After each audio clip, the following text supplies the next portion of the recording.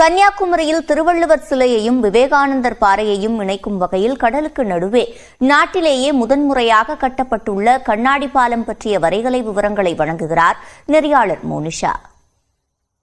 உலக புகழ்பெற்ற சுற்றுலா தலங்களுள் ஒன்றாக இருக்கக்கூடிய கன்னியாகுமரியில் வானுயர்ந்து நிற்கும் திருவள்ளுவருடைய சிலையை நிறுவி 25 ஆண்டுகள் ஆகுது. குறிப்பா சொல்லணும்னா ஜனவரி 1ஆம் தேதி 2000ஆம் ஆண்டு முன்னாள் முதலமைச்சர் கருணாநிதி அவர்களால் இந்த சிலையானது நிறுவப்பட்டுச்சு.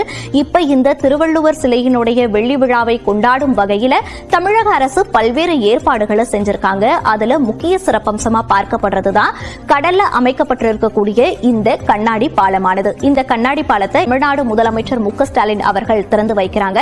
இந்த பாலத்தினுடைய சிறப்பம்சம் என்ன அப்படின்னு பார்த்தோம்னா, திருவள்ளுவர் சிலையில இருந்து விவேகானந்தர் பாறையை இணைக்கக்கூடிய விதமா தான் இந்த பாலமானது அமைக்கப்பட்டிருக்கு. அது மட்டும் இல்லாம இந்தியாவிலேயே முதல் முறையா கடல்ல இது போல கண்ணாடி பாலம் அமைச்சது நம்மளுடைய தமிழ்நாட்டில தான் அப்படின்றது கூடுதல் சிறப்பம்சமாகவும் பார்க்கப்படுது. இந்த கண்ணாடி பாலத்துல நம்ம செல்றதுனால இருமுறை நம்ம படகுல செல்றதை தவிர்க்கலாம். எப்படின்னு பார்த்தோம்னா, கரையில இருந்து நம்ம விவேகானந்தர் பாறைக்கோ அல்லது திருவள்ளுவருடைய சிலைக்கோ போகணும்னா நம்ம படகை யூஸ் பண்ணுவோம். அதன் பிறகு இந்த இடத்துல இருந்து அந்த இடத்துக்கு போகணும்னாலும் நம்ம படகை யூஸ் பண்ணுவோம். ஆனா இப்ப அப்படி கிடையாது. இதனா ஒரு டைம் நம்ம படகை யூஸ் பண்ணாலே போதும். இந்த பிளேஸ்க்கு நம்ம போகணும்னா நம்ம பாலத்தின் வழியாவே நம்ம போய்க்கலாம். அதனால நம்மளுக்கு இருமுறை செல்றது தவிர்க்கப்படும். அதே போல இந்த பாலத்தினுடைய சிறப்பம்சமா என்ன பார்க்கப்படுதுன்னா, 77 மீட்டர் நீளமும் 10 மீட்டர் அகலமும் கொண்டதா இந்த பாலமானது அமைக்கப்பட்டிருக்கு. 37 கோடி ரூபாய் செலவீட்டுல இந்த பாலமானது அமைக்கப்பட்டிருக்கு. அது மட்டும் இல்லாம கடல் காற்றுல துருப்பிடித்து போகக்கூடிய அளவுக்கு இந்த பாலம் இல்ல. ஏன்னா நவீன தொழில்நுட்பத்தை யூஸ் பண்ணி இந்த பாலத்தை வந்து கட்டியிருக்காங்க. அது மட்டும் இல்லாம இந்த பாலத்துல நீங்க நடக்கும்போது கடலினுடைய அழகை ரசிச்சபடியே இந்த பாலத்துல நீங்க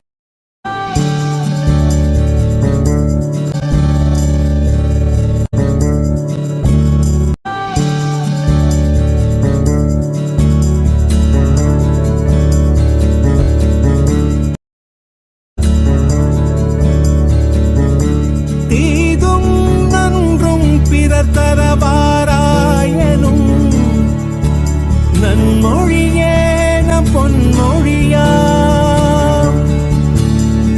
போரை புறம் தள்ளி பொருளை பொதுவாக்கவே அமைதி வழிகாட்டும் அன்பு மொழி ஐயன் வள்ளுவரின் வாய்மொழியா செம்மொழியான தமிழ் மொழியா